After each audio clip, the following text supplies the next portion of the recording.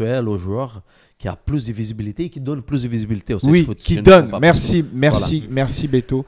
Merci de dire ce que je fais. Et c'est vrai que je donne tant et tant d'heures, tant et tant d'énergie pour cette discipline. Et c'est pour ça qu'on est là. Pour te donner encore plus de visibilité. Et on espère avec ces podcasts de donner beaucoup de visibilité. Ivan, je vais essayer de mettre ça une fois que le podcast il va être publié, mais je vais faire voir Ibu. Ok, c'est un but que tu as marqué. Je suis sur Internet, c'est très simple, hein, les gars. Vous tapez le nom d'Ivan, but, et que ça sort. Regarde ces buts. Mettez Ivan Wanji. Non, regarde ces buts. Oui, on va faire. Vous mettez Ivan Cécifoot. Il passe 1, il passe 2, il passe 3. Troisième. Il fait dans l'axe. Wow. Et but. Frappe croisée, pied droit. Ouais. Ivan qui dribble toute l'équipe qui est en face. But, tu peux lui décrire ce qui s'est passé? Et qui s'y jette comme un fou avec son staff. Tu peux lui dire ce but? Tu peux lui décrire ce but? Oui, on m'en parle tous les jours. C'est un but que j'ai marqué donc, dans le cadre d'un match à Shilty Game France-Allemagne. Donc moi, contre les Allemands, quoi. Ouais, contre les Allemands, j'étais en défense. Et en fait, donc j'ai pris la balle et c'est vrai que j'ai dribblé l'équipe adverse. Oui, je suis parti de derrière. Relance du gardien, il restait 3 minutes. Le gardien a fait la relance, donc j'ai pris la balle et j'ai dribblé l'équipe allemande et j'ai marqué. Et tu as raison de parler de ce but parce qu'il est très beau. Et au-delà de ça, il a été extrêmement relayé. Il a fait des millions de vues. Et à travers ce but, beaucoup de gens ont découvert le Cécifoot. Il a été diffusé dans tous les médias. Et beaucoup de gens ont dit « Ah bon, ça existe ?» Et donc, effectivement, c'est un but qui m'a permis, effectivement, c'est le plus beau que tu as fait, Ivan? Ou tu as fait des autres? J'en ai fait d'autres, malheureusement, qui n'ont pas toujours été filmés. Mais j'en ai fait d'autres que j'aurais aimé qu'on ait en image. Mais bon, je les ai dans la tête et c'est la plus belle des choses. Et ce qui est rigolo, Beto et Ibu, c'est que j'ai fait la même action la semaine d'après, je me souviendrai toujours, contre Nantes en championnat. Et ça fait poteau. Toujours la frappe pied gauche, t'es droitier? Pied droit, moi je suis droitier. Ah, t'es droitier, ok. Mais on va revenir dans ton parcours des champions, quoi. Raconte-nous, champion d'Europe.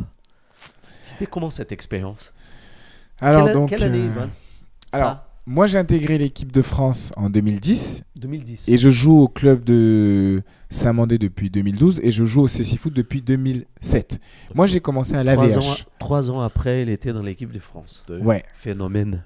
La vitesse. Ouais. Donc la première année, en 2010, où j'intègre l'équipe de France, on a été à la Coupe du Monde en Angleterre, on a fait 5e sur 10.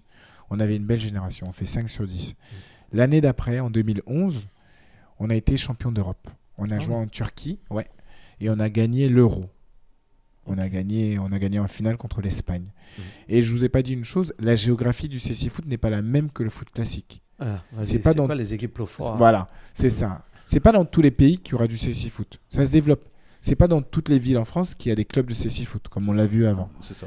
Les pays forts en Cécifoot, c'est pas forcément les mêmes que le foot classique. Il y en a qui sont les mêmes, mais pas que.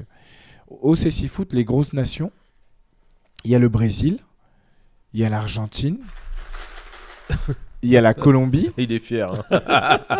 Il y a la Colombie, il a bien raison. Parce que tu sais pas, mais il y a Pelé sur la table. Il y a un petit bonhomme Pelé sur la table. Qui est représenté en miniature. Ouais, exactement. Donc il y a le Brésil, il y a l'Argentine, il y a la Colombie, il y a le Japon.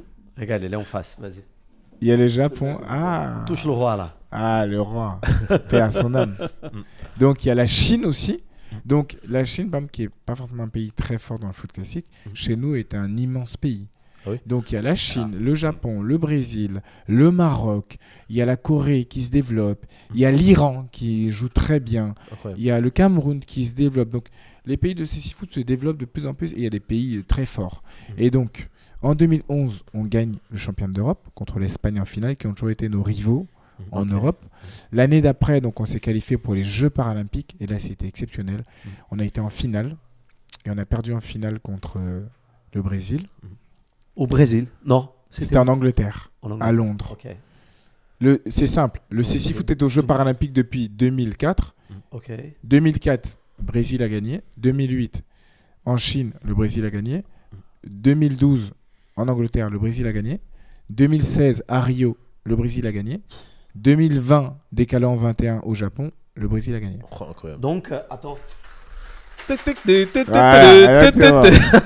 Exactement. Ça y est, il fait le coq là. J'espère que cette année va être la France. Il faut partager ces trucs-là. Ouais, il faut partager. Et donc, juste pour finir sur mon historique en équipe de France, donc, en 2012, on gagne la médaille d'argent aux Jeux paralympiques. Et tout athlète, lorsqu'il est médaillé, il est décoré par le chef de l'État. Donc, nous, on a été reçus à l'Élysée, on a été décoré par François Hollande, président de la République à cette époque-là. Donc, on a eu l'Ordre national du mérite. Ensuite, en 2013, on a fait médaille d'argent à l'Euro. On perd en finale en Italie contre l'Espagne. En 2014, on fait la Coupe du Monde au Japon. On a fini 9e sur 12. Ensuite, moins bien là. Moins bien. Ensuite, en 2015, on fait les championnats d'Europe en Angleterre, qualificatifs pour les Jeux à Rio.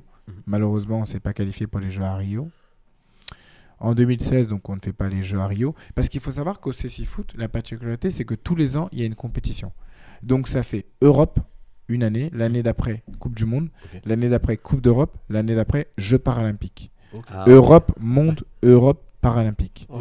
Donc en 2016, on rate les Jeux à Rio. Dommage. En 2017, on fait l'Euro à Berlin. On perd en demi-finale. On finit 4e de la compétition. En 2018, l'équipe, moi je n'y étais pas, a fait la Coupe du Monde en Espagne. Bon, c'était pas très bon. 15e sur 16. Bon, voilà. En 2019, j'ai retrouvé l'équipe parce que j'étais blessé. On a fait l'Euro en Italie. On a perdu en finale. On était médaille d'argent. Et on s'est qualifié pour les Jeux paralympiques de Tokyo. Bon, à Tokyo, on n'a pas eu de bons résultats, malheureusement. Mais ça nous a permis d'apprendre et de travailler encore plus. Et l'année d'après, donc en 2022, parce que les Jeux étaient en 2020, mais décalés en 21, en raison du Covid. Ouais. Et donc on a fait les Jeux, on n'a pas eu de bons résultats, mais on a travaillé derrière, ça nous a appris, parce que c'est bien aussi la défaite, ça permet d'apprendre, de se voir encore plus à l'effort. Et en 2022, on a été champion d'Europe. Chez Verratti à Pescara. On a gagné la finale de l'Euro contre la Turquie, en Italie. Et en 2023, on a fait la Coupe du Monde, donc l'année d'après, en Angleterre. Et on a fait 7e sur 16.